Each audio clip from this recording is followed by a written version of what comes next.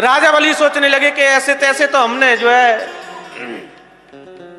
मनाया और शादी के लिए एग्री हुए, और शादी जब करने की बारी आई तो इन्होंने मना कर दिया।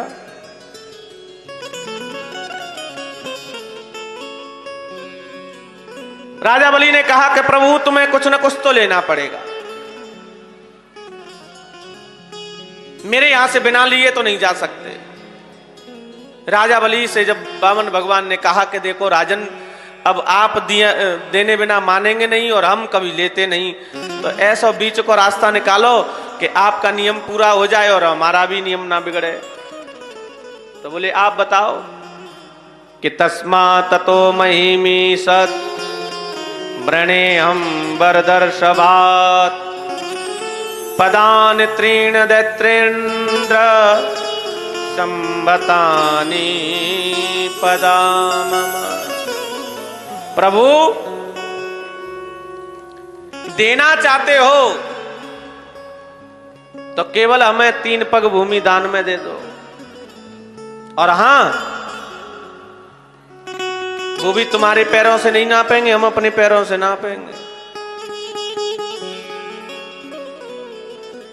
वामन भगवान की बात को सुनकर के राजा बलि कहने लगे कि तुम ठहरे वामन के वामन, वामन के अंदर बुद्धि कितनी होती है कि अग्रम बुद्धि वाणिया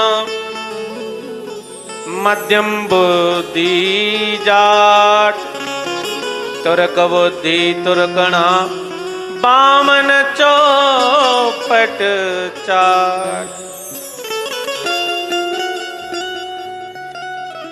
लेकिन ये लीला चलती रही। बोले राजन संकल्प करो।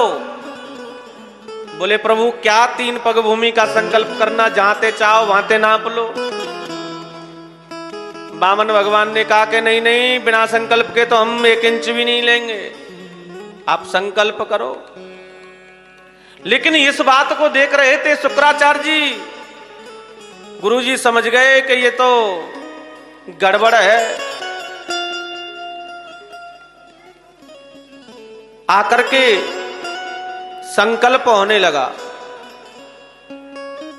और संकल्प होने लगा तो महाराज शुक्राचार्य जी ने कहा कि देखो राजन, ये कोई वामन 53 नहीं है, ये वामन 53 नहीं है, तो के ए समय रोचने साक्षात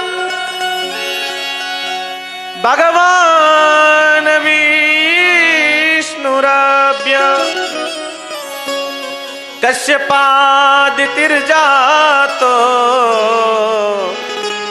देवानां कार्य साधक। राजन, ये कोई वामन 53 नहीं है, ये साक्षात भगवान विष्णु हैं, और इनको मना कर दो, मैंने कोई संकल्प वंकल्प नहीं करना। बोले गुरुजी आप कैसी बात कर रहे हो? यदि ब्राह्मण हैं तो 3 पग से ज्यादा नहीं मांगेंगे, और ये साक्षात भगवान हैं तो मेरे तो दोनों हाथों में लड्डू हैं। एक जगतपति जो सबको देता है, त्रिलोकी का स्वामी आज भिक्षुक बन करके केवल राजा बलि के दरबार में खड़ा है, और ये ब्राह्मण है तो 3 पग से 3.25 नहीं नापेगा। शुक्राचार्य जी कहते हैं कि राजन 8 जगह ऐसी होती हैं जहां झूठ बोलने से पाप नहीं लगता। वो कौन कौन सी? स्त्री सुनरम विवाहे च प्रत्यर्थे प्राण संकटे गो ब्राह्मणार्थे हिंसायाम नानृतम साज्जुक्तम। महाराज, यदि किसी कन्या की शादी नहीं हो रही हो और हमारी झूठ बोलने से हो जाती है तो झूठ बोल देना चाहिए। किसी के प्राण संकट में हो, हमारे झूठ बोलने से उसके प्राण बच जाते हैं तो झूठ बोल देना चाहिए, पाप नहीं लगता। किसी गौ हत्या हो रही हो और हमारी झूठ बोलने से गौ की हत्या बच जाती है तो झूठ बोल देना चाहिए, पाप नहीं लगता। किसी ब्राह्मण का अपमान हो रहा हो, हमारे झूठ बोलने से अपमान बचता है तो झूठ बोल देना चाहिए। इस तरह से 8 जगह बताई।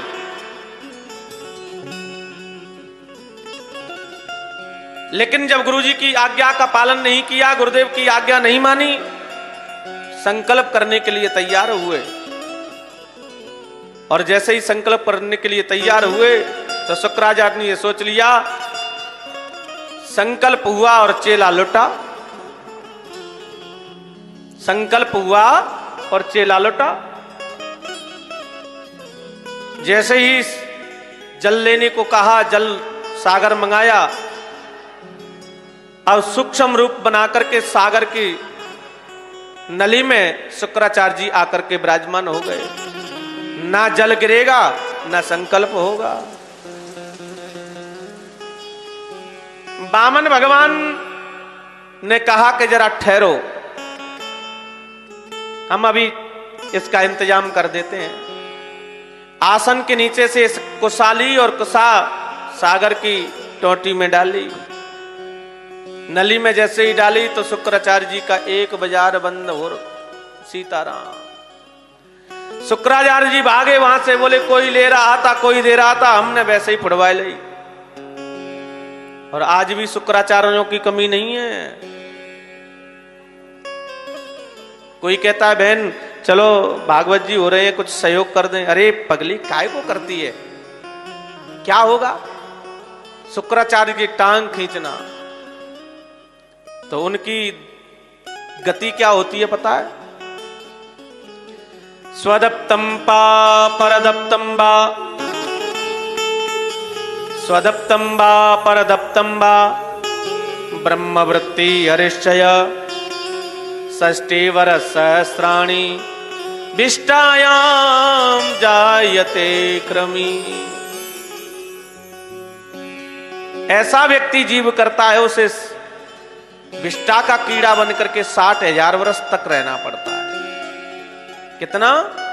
60,000 वर्ष तक विष्टा का कीड़ा बनना पड़ता है। उसके बाद में कोई गारंटी नहीं कि मानव जीवन मिलेगा।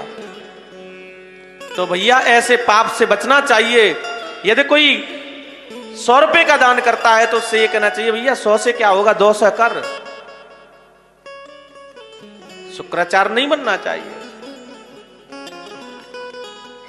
आज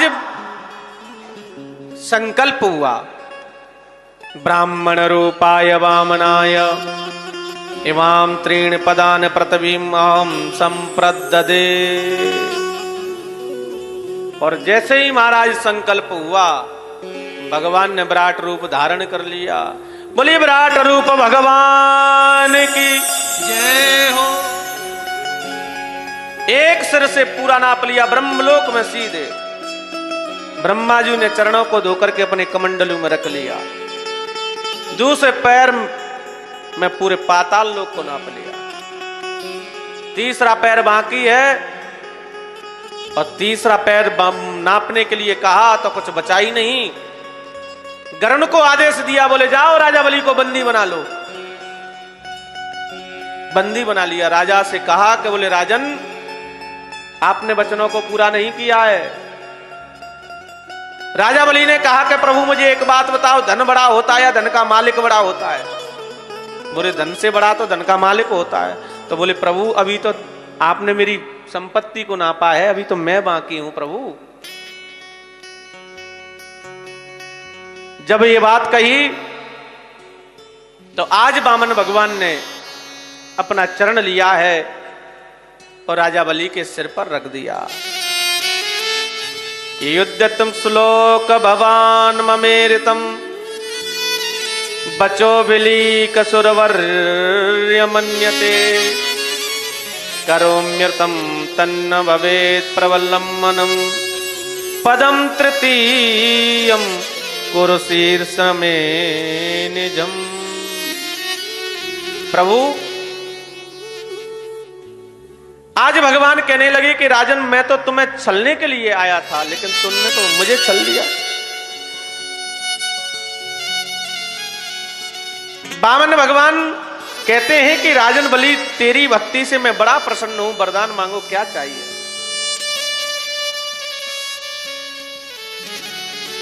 और ध्यान करना, राजा बलि से सीख लो, राजा बलि से सीख लो।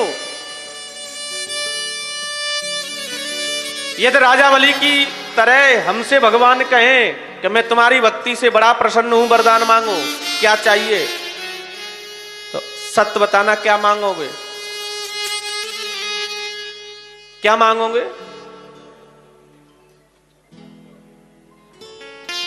संजय भैया आप पे तो रंग चढ़ रहा है इसलिए कह रहे हैं, इन लोगों से पूछो। माताएं तो सबसे पहले ये मांगेंगे, जिनके बेटा का विवाह नहीं हुआ है वो ये कहेंगी कि मेरे बेटा का विवाह हो जाए, और जिनका विवाह हो गया वो कहेंगी कि मेरे बहू का बेटा हो जाए, और तीसरा नंबर आएगा मेरे पतिदेव की बिजनेस अच्छी चलने लग जाए। क्योंकि हमारे पास में आकर के यही प्रश्न आता है, महाराज जी थे क्या बताऊं, कारोबार कौन चल रहा, कहती हैं कि नहीं, अरे आपकी नहीं, आपने नहीं कहा, मैं तो वो दूसरी जगह की बात कर रहा हूं। वामन भगवान ने कहा कि राजा बलि तेरी भक्ति से बड़ा प्रसन्न हूं, वरदान मांगो। राजा बलि ने कहा कि प्रभु देना चाहते हो तो एक ही वरदान दीजिए, जब मैं महल में जाऊं और बाहर निकलूं तब केवल आपका विग्रह का दर्शन किया करूं, बस और कुछ नहीं चाहिए, कुछ नहीं चाहिए। वामन भगवान कहने लगे प्रभु अब तो हमको द्वारपाल चौकीदार बनना पड़ेगा, अब कब राजा आएगा, राजा तो अपने मूड का काम करेगा, कब आएगा कब जाएगा क्या पता है। वामन भगवान ने कहा कि प्रभु हमें चौकीदार बन के रहना पड़ेगा। राजा बलि ने कहा कि प्रभु ये मैं नहीं कहता प्रभु, लेकिन मैं जब भीतर जाऊं और बाहर निकलूं तब तब आपका दर्शन हुआ करे, बस यही कृपा कर दो प्रभु, और कुछ नहीं चाहिए। वामन भगवान ने कहा कि फिर भी मैं तुम्हें सतल लोक का राज्य प्रदान करता हूं।